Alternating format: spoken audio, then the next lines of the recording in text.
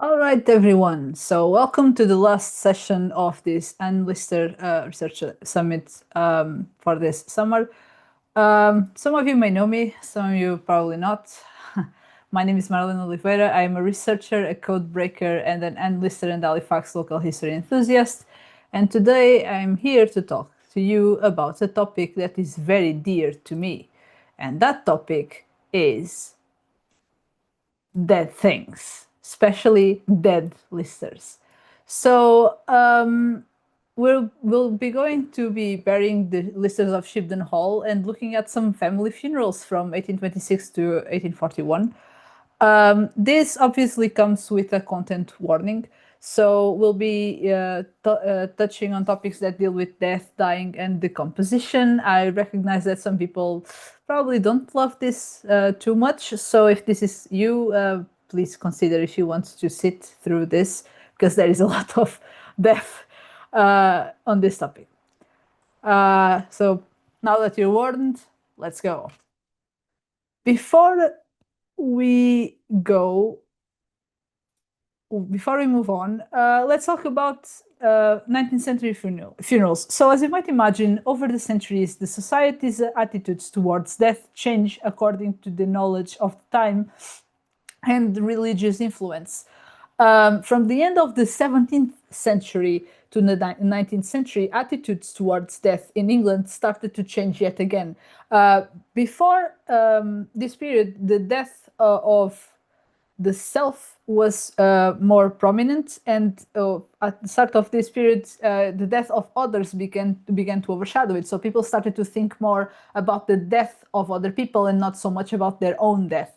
Death was also romanticized and depicted as a human companion, in art and literature. And dying and life after death were believed to be beautiful, peaceful experiences. Death also allowed people to demonstrate respectability on several levels. For example, adherence to mourning etiquette. So the more you follow the customs of your time, the more respectful and proper your funeral is deemed by your peers. Funerals could also reinforce an individual's or family's place in society. So London gentry or people with connections would bring in people to their funeral who would be from their same social group, so to speak. So the more important you are, the more likely you are to bring important people to your funeral. Expenditure in funerals evidenced financial worth also. So people of means would get more elaborate funerals with fancier materials, and poorer people obviously would not have that benefit. So now that we have this very short introduction, let's look at the first funeral of today, and that will be that of James Lister of Shibden Hall. We start with this portrait by James Hyler, which also shows a coffin there sneakily turned into a table. So James Lister of Shibden Hall, well, it's a kind of a funny story. On the morning of the 26th of January 1826, James Lister got out of bed, put on his smalls and his stockings, and then hit the floor of the oak room at Shibden Hall, never to rise again. As you might imagine, this was probably shocking for the poor person who found him, and that poor person was Elizabeth Cordingley, who then ran to inform Anne Lister of her uncle's sudden passing. So, after discussing the matter of her uncle's death with the physician, Anne writes that the accepted cause of death was an aneurysm in a major blood vessel near the heart. So, James had no chance. He just dropped one day. This death effectively puts Anne Lister in charge of most estate affairs, including the preparations for James Lister's funeral. For the other funerals, for this funeral, she includes her aunt and father in the decision making, but she doesn't need to, because she is the sole executrix of her uncle's will, which means that she is very much the person in charge of keeping things going, and any decision must go through her. So if one of them disagreed, she could always do whatever she wanted. The undertaker for this funeral was John Rayner from number 36 Crown Street in Halifax. If you know Halifax, you'll know the street. It's fairly central, so that's where it have his business. One thing that all Lister funerals will be discussing included were shrouds. A shroud is an item such as a cloth or an enveloping garment, such as a winding sheet, which covers a dead person prior to burial. What's interesting here is that shrouds, you might think of them as, well, made of different types of materials, but for a period, there was a law in England from 1666 or 1680 until 1814. You had the Burying in Woolen Acts, which required that all dead people, except for plague victims and the destitute, would be buried in English woolen shrouds. So this was intended to, in a way, stimulate the English wool trade, and every time someone died, they had to have an affidavit sworn in by the people in charge of the burial, to say that this person was buried in wool. If they failed to do that, there was a penalty of £5, which, it's considerable for that period. And well-off people just said, nah, I can ignore it. So some of them in the will even included a stipulation to say that they should pay the £5 and bury them in whatever they wanted. So if you wanted calico, you could pay the £5, you get your calico. It's absolutely fine. So as you might imagine, these acts were largely ignored, and by 1770, and finally were repealed in 1814.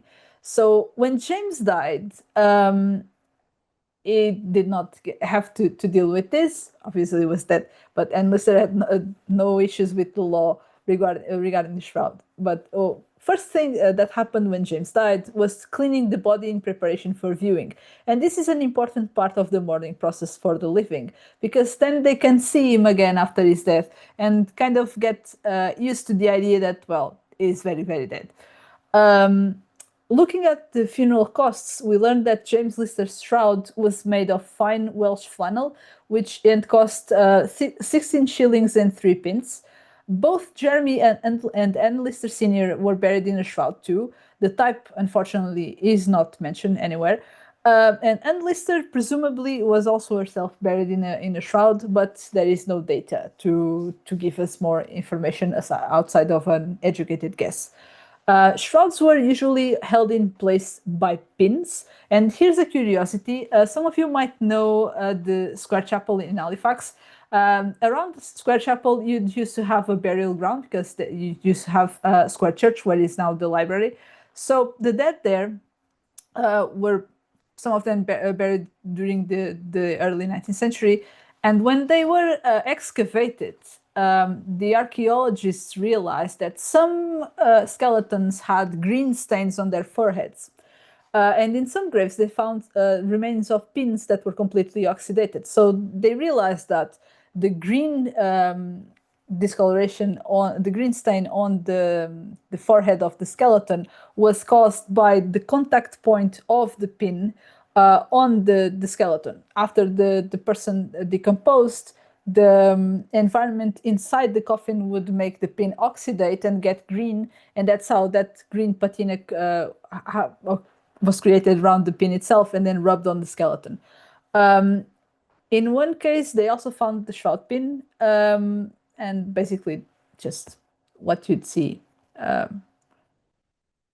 Next on our list of things to have in a very nice funeral is a coffin. So from the late 18th century onwards, it was considered that a coffin was the bare minimum for a decent burial. So if you have no coffin, sorry, you're very vulgar. The quality and adornments of coffins varied according to one's wealth. So poor people usually had plain coffins with little to no coffin furniture. So coffin furniture is something like handles, adorning plates, breastplates, all kinds of decorations on a coffin itself.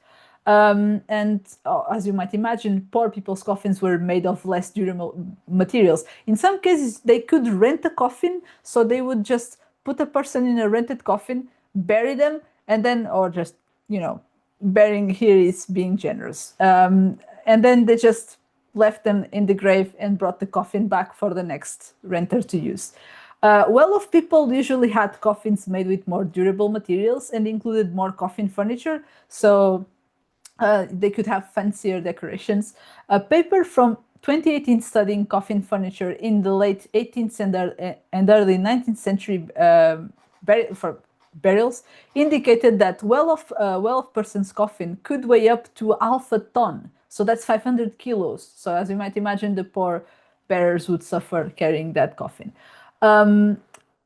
Good examples for this sort of heavy coffin. If you recall the funeral of Queen Elizabeth II, that would be a fairly heavy one, and we'll see why just now. Because coffins made for intramural burials, which were burials inside buildings such as churches, were usually comprised of 2 or 3 layers, and one of which had to be a metal shell.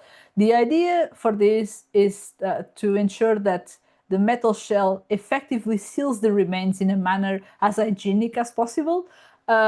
So in some specialty books, they say that this practice may have served also the purpose to dissuade body snatchers. So it's kind of an added problem for them to solve before they can go into the coffin and steal everything from the dead person. Queen Elizabeth had, if I recall correctly, at least 2 layers, one of them metal. I want to say 3. The Pope had for sure, Pope Francis had for sure two layers in his coffin, one of them being zinc. The outside was cypress. And he actually simplified the build of the coffin because before him, popes were buried in 3 layers, one of them being metal. James Lister's coffin had 2 layers. One of them was wood and one a lead shell, which was the internal one. His coffin included some simple coffin furniture, such as a breastplate, handles, and metal nails. And in unlisted journals, we can read this quote. The glacier who was here soon after 6 soldered the lead coffin. Charles Haworth Sr. did the woodwork. He has always done it for the family. The outside coffin was perfectly plain, covered with black cloth with 2 rows of brass nails round the edges, black handles, and a plain brass plate inscribed with James Lister Esquire, died 26th of January 1826, aged 77. So the breastplate itself was fairly simple. If you want to see a similar coffin, but the motifs are gold instead of black, Lord Nelson's coffin is a good example. It's also covered in black cloth. The coffin furniture is mostly golden, but you'll get an idea of what a coffin like that from that same period would look like. Now, moving on to coffin furniture. Here we have 2 examples of breastplates. The one on the left comes from a catalog. So when someone died, you could go to funeral furniture and choose the elements of the coffin. This one is very elaborate with some cherubs and some other details, but also you could also have some very simple. And the one on the right comes from the excavations around Square Chapel. It's from someone named Thompson, as far as I can tell. It's more or less close in time to James Lister's funeral, and as you can see, it's a shield, and the inscription of the breastplate would go into the shield itself. So it's very, very simple. I'm not sure if it has to do with the fact that the person deceased there was likely a Methodist, because that was a Methodist church, but that's not my area. Coffin furniture continuing here with grip plates and handles. The one image on your left is also from a catalog, so you could choose something fancy. Your executors could choose something fancy to go onto the coffin itself. The one on the right is an actual grip plate and handle deposited at the Victoria and Albert, and it looks interesting. Now moving on to bearers. The role of a bearer is, as you might have guessed, to carry the coffin of the deceased from the hearse to its final resting place. However, if you need help moving around the house and placing the dead into the earth, they will also help you. So for James Lister's funeral, Lister selected 8 farm men from the Shibden Hall estate as bearers. Each bearer wore a cloak to the funeral, which Lister then had returned after James Lister was laid to rest, because you never know when you need to reuse it. For their trouble, the bearers got to eat biscuits and drink their drink of choice at Shibden. Options were wine, beer, or anything else they fancied within reason, of course. So, if you, in case you are wondering if they could have that fancy lemonade, maybe, but they probably had to ask nicely. Moving on to the bearers themselves, you can see here a list of bearers for James Lister's funeral. You'll see some names of properties in the Shibden Hall estate, and some of them are already mentioned. There is a Charles Haworth here from Pump. I am not sure if at this point in time it was the father or the son, but if it was the father, then it's interesting how he could have built the coffin itself and then carried the coffin and James inside it. You'll also see some other familiar names from unlisted journals. There's William Ardcastle, there's Samuel Sowden, and George Robinson from closer properties. Looking at bearers at other listed funerals, we'll see a similar pattern. They are all men from the Shibden Hall estate. In this case, if you look at the image above, it comes from Jeremy Lister's funeral. And the one below is from Aunt Anne's funeral. You'll see the same number of bearers, but there is one detail in the image above in which, if you look closely, you'll see pencil marks. And those pencil marks are basically grouping the bearers in groups of two. And this is the order that Anne Lister chose. And there is a very faint line at the end in which she says that they are supposed to appear in the order she chose. Another element of funerals from the 19th century are mutes, like this fellow right here getting himself a sneaky drink. And what's interesting here is that they are essentially paid mourners. So you'd pay them to just go there and act very sad. They stood outside the house of the deceased and then lead the funeral procession itself. What's interesting here is that the colors of the mute's sash and staff actually mattered. Mute like this one with a black sash and a black staff is mourning a deceased who was an adult. However, if his sash and his staff were draped in white cloth, he would be mourning a child. For James Lister's funeral, there were 4 mutes. All of them were farm men who were either his workers or tenants. 2 of them stood at the house door and 2 at the court gate at Shibden. They wore good, strong, serviceable hats and good, strong black stockings because, as you know, Anne Lister would have many, many things, but not vulgarity. When the funeral procession left the house, the 4 mutes preceded the hearse. So they would be, as I said, at the head of the procession. At least 2 of the other Lister funerals followed the same pattern for mutes. Those were Jeremy's and Aunt Anne's funerals. And they used mutes who were servants or men living or working at the Shibden Hall estate. Though there is no evidence, it is likely that Anne Lister's funeral also followed the same pattern because it was the family. It was the custom at the time, and the family's funerals before it all adhered to the same tradition. So it's likely that hers had the same element. And this is what she had to say about the day of her uncle's funeral. It rained all the way there and back, though not heavily. The wind set it on, 40 minutes going, the same returning, and about 25 minutes in the church. The curate did the duty, the vicar, being unwell, having from a bad cold lost his voice. The funeral seemed altogether conducted with proper respect and decorum, and we were satisfied. Note that this mention of respect and decorum is actually a very interesting thing because it's a very 18th century notion of it. In the 18th century, it was considered that you had a proper funeral if you had no vulgar elements and followed the customary funerary traditions. And in this particular case, Anne Lister oversaw the whole thing, and she considered that afterwards it was all done properly.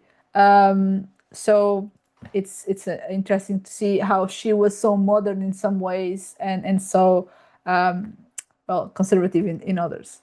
Now moving on to Jeremy Lister's funeral, and we have a very, very nice dog here who was, I'm sure, a very good boy. So Jeremy Lister died after a period of illness at 4 a.m. on the 3rd of April 1836, with both his daughters by his bedside. His death was peaceful and seemingly painless, and also got enlisted one of her worst birthdays ever. Standing by his bed, and scarcely knew that the last breath had passed away.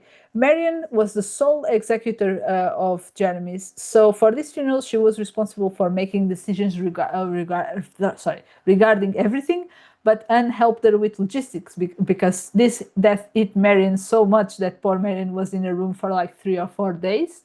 So it was necessary to have someone to keep things going. And for this funeral, there's a difference. They did not go to Mr. Rayner. Instead, Marion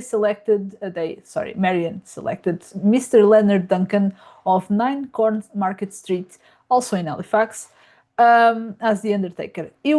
When Lister met him, she thought he was respectful and proper, would have seemed to her pompous and forward if her seriousness had not kept him in check. So imagine this guy trying to keep things, relaxed enough, and she's sitting there like, dude, just know. One thing that Jeremy's funeral has in Anne's journal is a very good description of a funeral procession. And in this case, since Marion was very much out of commission, Anne Lister was the chief mourner and the only family member present at her father's funeral. It's not that Marion could not go, it's that she was not in a state to go. So the procession was comprised of 5 vehicles, of which 2 were mourning coaches and 3 were Lister and Walker private carriages. The 8 bearers walked alongside the hearse.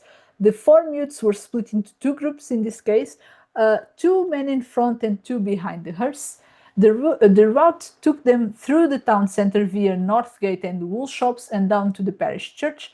And in a later funeral, Anne Lister mentions that this was actually not the usual funeral route as they used to go to the church, through the much quieter Winding Hill Lane, which is today's Winding Road. So a little anecdote here. I was going to give a longer version of this talk last month, and when I was in Halifax, standing on Winding Road to cross the street, a hearse pulled by horses just drove past me. So in case you're wondering how you get haunted, it's doing a talk on Lister funerals.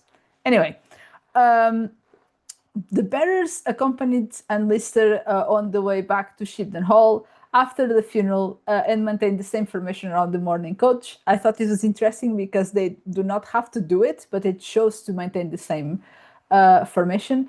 And in her journal, Anne notes that many people were assembled to see the funeral on its way to the parish church and at the churchyard, but only a few were admitted inside the church, which makes sense. You don't want an overcrowded funeral. And this is what she had to say.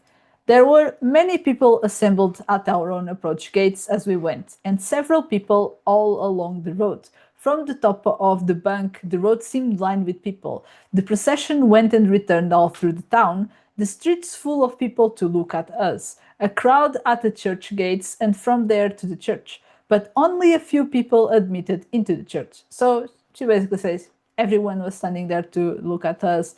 Very few actually got to see us. And this brings us inside the Halifax Parish Church. And this is an interesting detail when it comes to Lister funerals, because even James before them, the funerals always stop somewhere inside the church so the service can be read. During this pause, Jeremy's coffin was placed in the choir of the parish church, which we see here in the distance. This picture is actually a rarity. This is a picture of the chancel of the Halifax Parish Church, taken from a gallery that doesn't exist anymore. And it shows the old screen, the pulpit, and the area where Jeremy's coffin was supposed to be when the service was read.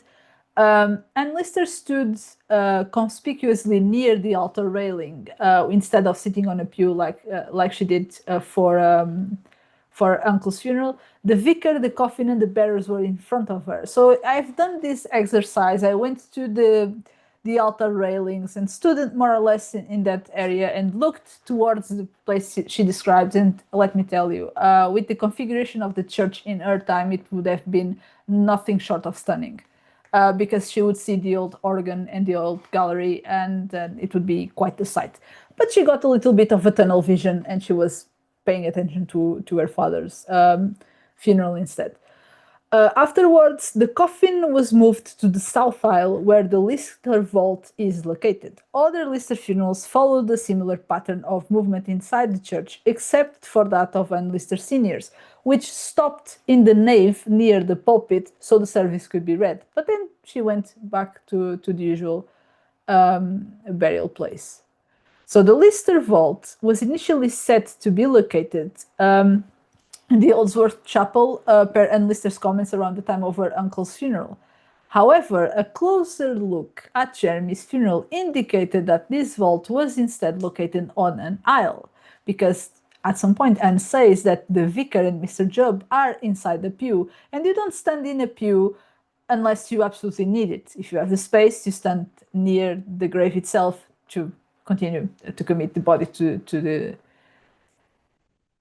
grave itself. Anyway, okay, so the vault consists of a cluster of 5 graves, of which at least 3 are brick-lined. This is nothing fancy, it's just a grave with an edge made of brick. However, it is important to note that there are other Lister graves in the church that are not located near this cluster, and we will have a look at an example in a moment.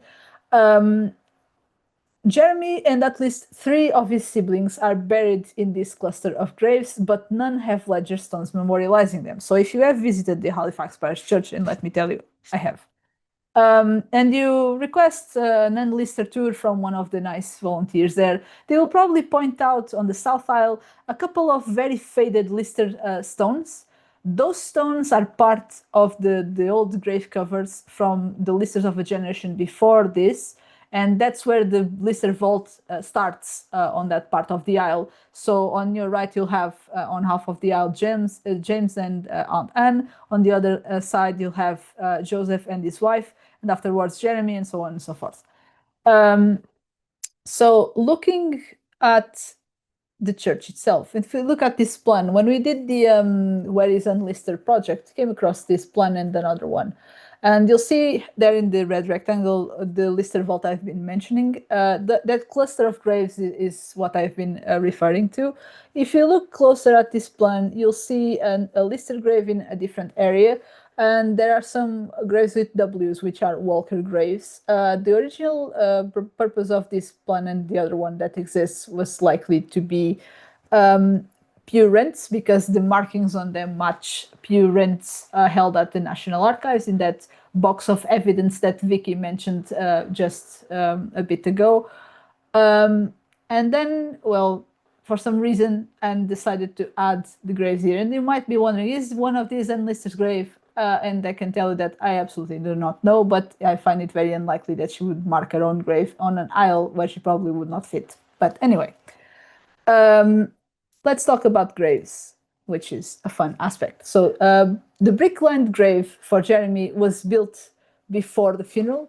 Jeremy was buried in the grave below his brother James is looking eastward. So if you look at this close-up from a different plan, you'll see some pencil notes highlighted in a dotted line. So these are the locations of the graves of Listers of James Lister's generation. You have, as I said before, James Lister and Aunt Anne share the same grave, so they are on the top left. Then you have on the right Joseph Lister and his wife, the second one, not the first. And then if you look below, you'll see that Jeremy's name actually occupies an aisle. So the location is right. It's just that this coffin was supposed to fit the grave itself, and then, you know, they found themselves with a little issue. It's just that they had more coffin than they had grave. So there was a necessity for an adjustment. And then Lister kind of had to think on their feet, and that's how we got to this wonderful quote.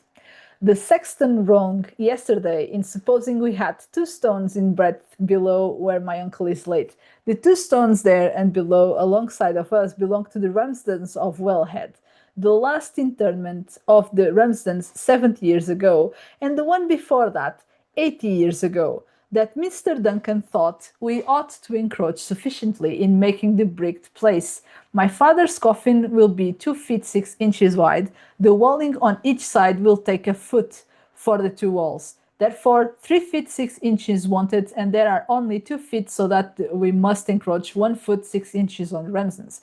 Told Mr. Duncan he must do as he ought for the best. I should leave it to him. Time to get another burying placed. No advocate for burying in churches. Should be glad when it was universally given up. So, in case you're wondering, they stole from the Ramsdens, and that's how Jeremy ended up occupying almost the whole aisle. On the day of the funeral, the matter continued. So, this is what Anne wrote. Mr. Musgrave did the duty very well. Mr. Jubb stood at his side in the pew over the grave, as he, the vicar, committed the body to the dust. The grave took up the whole breadth of the aisle, deep enough for 2 coffins above my father's, let down steadily, plenty of room, coffin 2 feet 6 inches wide and 3 inches to spare on each side in the neatly bricked round grave. Looked down upon the coffin, could see it at the short distance of that I stood, till the service was over. In leaving the church, between the doors and gates, a woman among the crowd said, "There is not many tears." No, thought I. I have not shed one, nor did I shed one when my father was with me over my mother's grave, or even my uncle's. There may be grief without tears. And let me tell you, as someone who cries at weddings and not at funerals, I find this extremely relatable. There May Be Grief Without Tears is also the name of a very small exhibition at the library in Halifax back in, I want to say, 2023, around Halloween. And it showed some newspapers and some examples of archival material. So shout out to the archives and library there for a very, very good nerdy display. On the topic of intramural burials, and just so we can hammer the topic home, this is a complicated matter. You see on the right brick-lined grave, as I described, but this one was outside. And on the left, you see the problem that burying inside churches creates. So you have, that's a church from Bristol that was excavated. It looks a little bit like the Halifax Parish Church, but it's not the same thing. So if you were to look at the Halifax Parish Church and rip off the floor of the church up to a certain depth, please don't do that. Do not do that. But if you were to, you'd find something similar to this, because for a long time, a lot of people happen to be buried inside that church. So the space creates a big problem, and you start to get overlaps in places. So the dead that you thought were there at some point might not be there at another point in time. Another problem it created was that the environment inside the church, especially towards the 1770s, and with the problems the church had, which were some of them structural, created a very bad environment for the parishioners. So people fainted in church from the smell, because some of the pipes from the heating system would go through graves where there were remains decomposing. So as you might imagine, the atmosphere was not very nice. And eventually they fixed the church in the 1878 and 1879, sealed the floors, and the problem was fixed until today. Of course, people did not love the idea of burying people in churches. This was frowned upon as far back as the 18th century, because they thought it was unhygienic. And then with the advances in medicine in the 19th century, people began to understand that it was an unsanitary way of burying the dead, and really wasn't great for their own health. So after the mid-19th century, you start to get the municipal cemeteries taking more and more prominent role, and eventually you can see how the practice is today.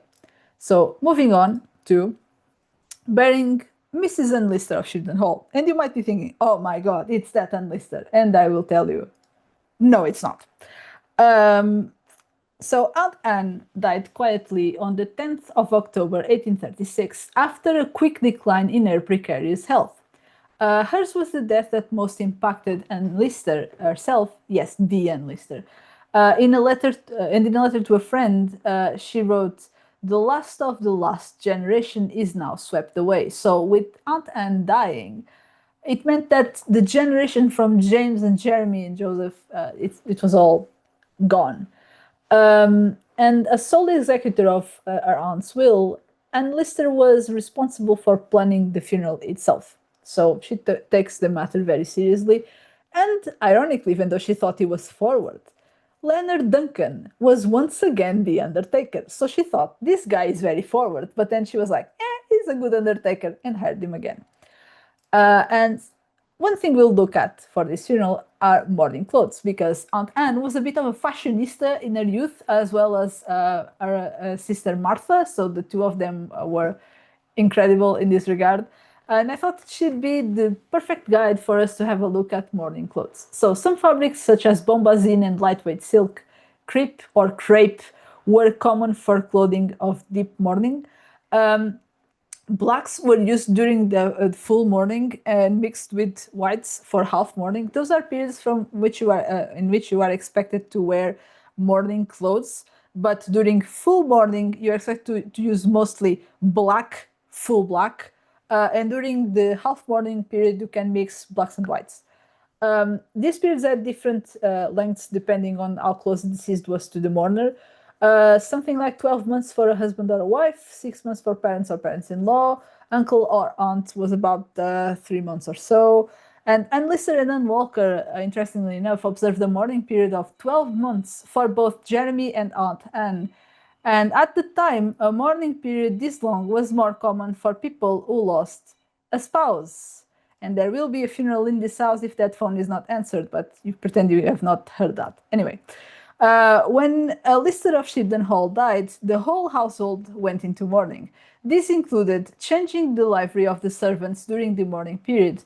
And for her aunt's funeral, Anne Lister wore her usual dark clothes and a black crepe fashioned in the style of a cape, which was brought by the undertaker. So, for reference, in Jeremy Lister's funeral, she had something like this, which was like a hooded shawl, except that she started to feel very heated inside that, and she decided to remove that. And once she used the crepe as a cape, she went to Anne Walker and asked, "Do I look fine for a funeral?" And then looked at her and said, "You don't even look like you're mourning." So, as you might imagine, it must be incredible to be ready to go out for a funeral, and the person you are living with says, "Dude, you are not even dressed for mourning."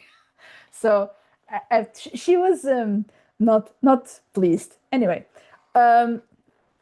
So Bunkfield, curiously, is going to have a costume study session in September, specialized in mourning clothes. So if you are interested on the topic, they are probably going to tell you and show you examples of these kind of things. They're also going to have an exhibition on this topic entitled "In Loving Memory," and let me tell you, I am dying to see this one. Still on topic of things for funerals, one thing that people used to give as a memento to memorialize the person who died were scarves and gloves. And these are exactly what you think, except that scarves were given to higher profile people. So when James died, and Lister started to give scarves to a number of London gentry from Halifax that she knew and were friends of the family. And then later she realized that that was a problem because they took it wrong.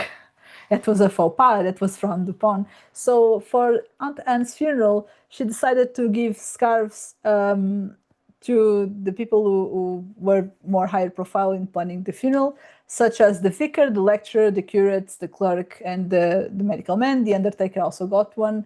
And the sexton got the best deal because he got gloves and biscuits. Then some employees got themselves some gloves. These are just fancy gloves to memorialize someone. I learned that in some funerals, they were expected to wear that to the funeral itself. In this particular case, there is no evidence that they actually went to the funeral. So she's giving this away as a way to memorialize her aunt, and not so much as something that these people should wear if they went to the funeral. And you heard me talk about biscuits. And let me tell you, the 19th century funerals had mourning biscuits. And they are something like this example here. This is a modern interpretation of mourning biscuits. They would be given in those that sort of pouch with a black wax seal. And let me tell you, I went to 2 funerals in March. Nobody gave me biscuits. So funerals these days, amazing. Another thing that was given in memory of someone was jewelry. And here we can see 2 examples. The one on the left is simpler. It's a gold band with some inscriptions reminding the person of the deceased. It's made by Catalan Barber, who are jewelers from York. And Lister did not get jewelry, mourning jewelry in particular, from these guys. She got them, the mourning rings, from Olivants in Manchester by requesting a catalogue and then see options and choosing the ring sizes and of the people she wanted to receive one. She often ordered rings to be gifted to close friends or former lovers who knew the deceased, such as Marianne Lawton and Isabel Northcliffe.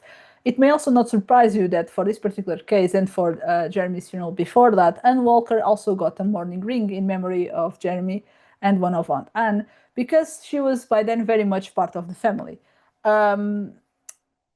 Okay, so on the right you have a fancier one, which has some amethysts and a more traditional design. Some of these rings could work as a sort of locket, so they could have hair from the deceased. Another thing, mourning stationery. Here, both examples from Anne Walker's papers. The one on your right is a letter from Anne Walker to Anne Lister, and it shows a cherub carrying a sort of urn, and it says "not lost but gone before," which was a fairly common phrase for mourning in Victorian times. On the right, you have a letter from March 1841.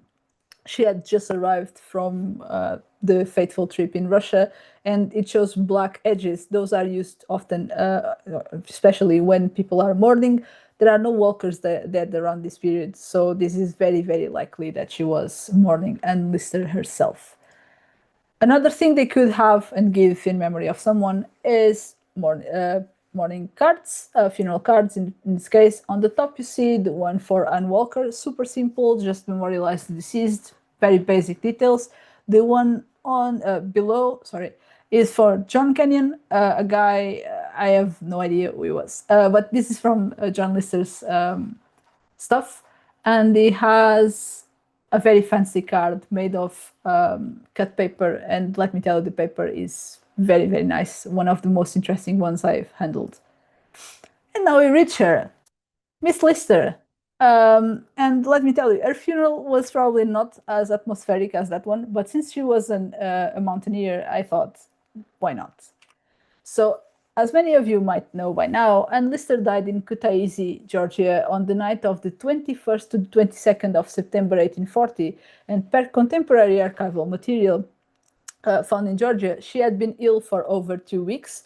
The accepted cause of death is a fever of unknown origin. I say unknown origin, fully knowing that many researchers have their own ideas for this, but since that's what all the documents say, and nobody has come up with solid proof that that's exactly of what caused the fever, I am a bit of a purist, and I will just refer to the fever as many researchers before me did so, and many after me will for sure do. The executors for Anne Lister's will chose Leonard Duncan as the undertaker. So the guy who was very forward is now doing 3 Lister funerals. And when Anne died, this created a problem for Anne Walker. So what do you do with the remains? And this was something that the people in charge in Georgia, the Russian officials there, also thought. So there is this document from the National Archives in the Republic of Georgia. And it says the following: His Excellency is quite willing not to oppose the transfer of the body of the deceased to Tiflis, in case her desire is that of being buried in this town, or that it is the intention of the Miss Walker, her travel companion. However, Mr. General-in-Chief desires to inform the lady that it is impossible to permit the transport of the remains of Mrs. Lister from Tiflis to the interior of Russia without a superior authorization. Nevertheless, I was recommended to ask Your Excellency to try to persuade Miss Walker to bury the corpse of her friend at Kutaïs, or to embark it at Redut Kale for whatever destination she thinks adequate. So essentially, she can bring her whatever, so long as it's not through Russia. So if you heard that Anne Walker brought Anne back home through Russia, you have been sorely bamboozled. Anyway, the size of the problem itself is considerable, and this is why I brought this. If you look at the red dot, it's in Georgia, it's Kutaisi. The blue dot is the port of Trebizond, today's Trabzon in Turkey, which is the port from where the remains were shipped per a document in the National Archives, in the Chancery documents that Vicky also mentioned. And the purple dot is the Halifax Parish Church. So for about 6 or 7 months, enlisters had to travel all this way back home in some capacity. And at some point, you get an idea that they were getting a bit nervous about it, because there's some correspondence that hints at the executors waiting for something to arrive, something to be delayed, and it has been said by some researchers that it was likely Anne's remains.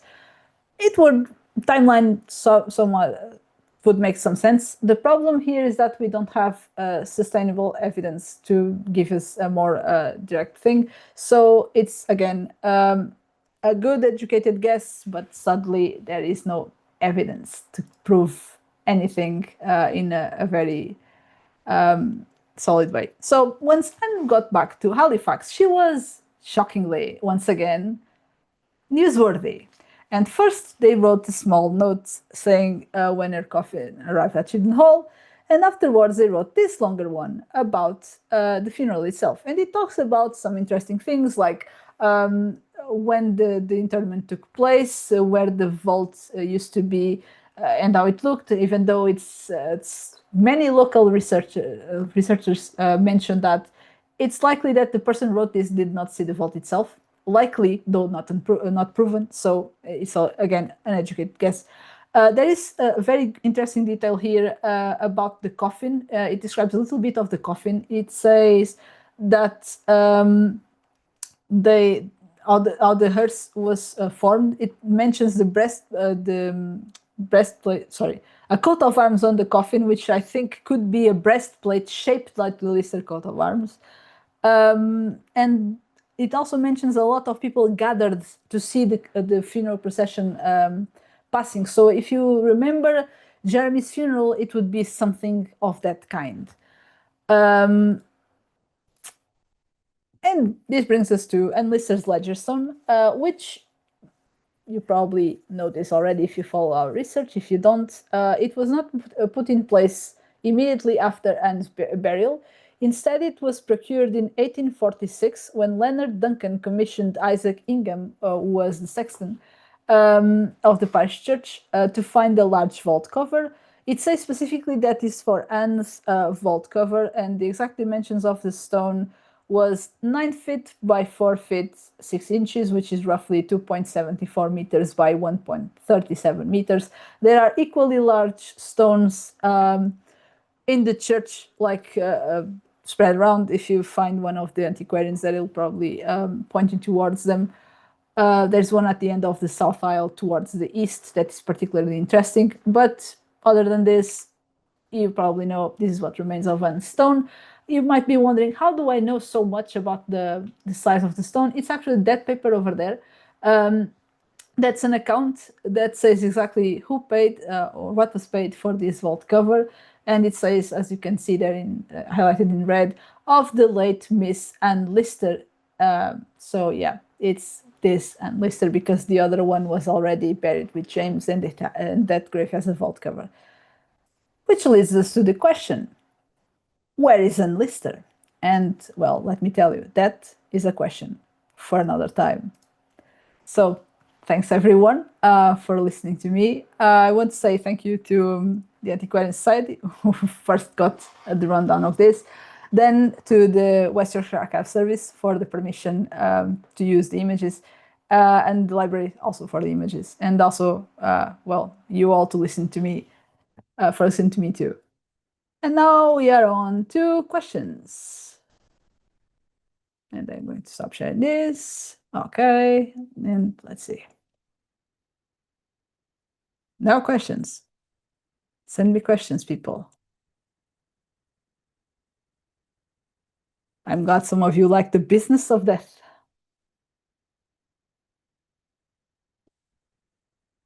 Uh,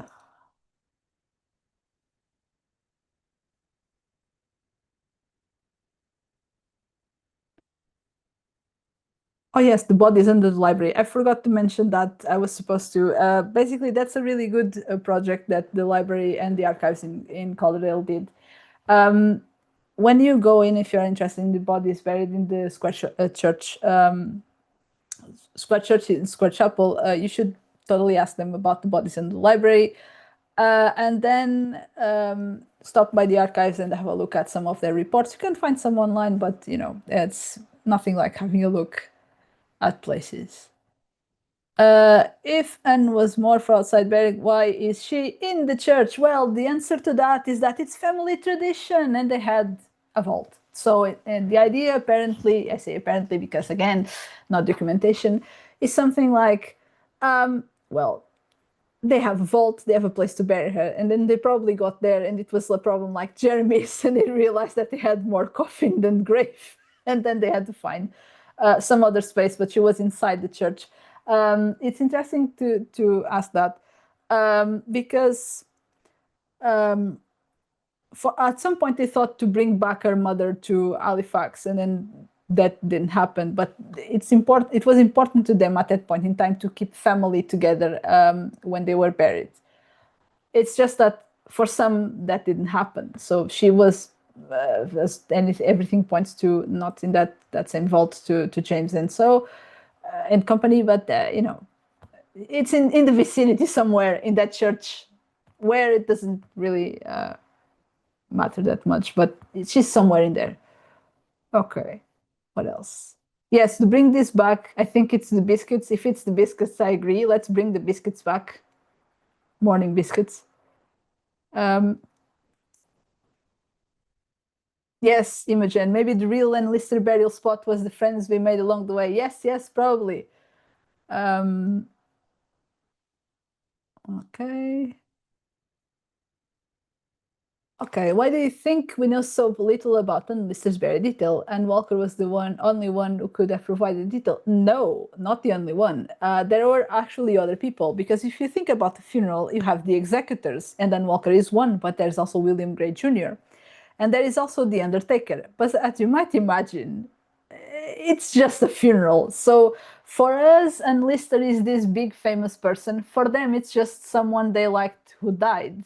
So once the burial is done, they don't necessarily need to keep records of that, even though it is possible that some things like accounts and such may have existed at some point, because it's logical that they might exist. And for some Lister funerals and some burials, even in the 1500s, there are things like accounts and lists of like the people who are supposed to get biscuits and so, but that is not a rule. And the way records are preserved changes from family to family and collection to collection. So it's not that they might not have existed at some point, is just that over time they might have been lost for a number of reasons. Either someone thought it was not necessary to keep them, either dump got to them and they just threw it away, or someone was just culling records to make space for other things more important to them and just threw it away. So we have to deal with the black hole, so to speak.